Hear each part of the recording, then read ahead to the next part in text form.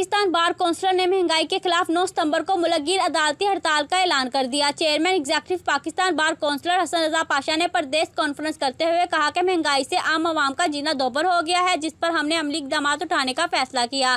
हसन रजा पाशा ने मुतालबा करते हुए कहा कि जजेस, जर्नलिस्ट और गवर्नमेंट ऑफिशियल की मुराद खत्म की जाए, जबकि बिजली, पेट्रोल और गैस के बिल कौमी खजाने से ना दिए जाएं। बलोचिस्तान के साथ साथ बाकी मुल्क में लापता अफराद का मामला बढ़ता जा रहा है और वकला प्रोटेक्शन बिल पर फौरी तौर पर अमल किया जाए। उन्होंने कहा कि वकला के घर पर गैर कानूनी छापों को खत्म किया जाए। वकला अपना कानूनी हक इस्तेमाल करके अपने मोक्कल का मौक़िफ़ अदालत में पेश करते हैं और जिन जजेस पर रेफरेंस दायर है इन पर कार्रवाई अमल में लाई जाए। हमायती न्यूज़ से मोहम्मद वकार भट्टी की रिपोर्ट। मज़ीद खबरों के लिए देखते रहें हमायती न्यूज़ HD।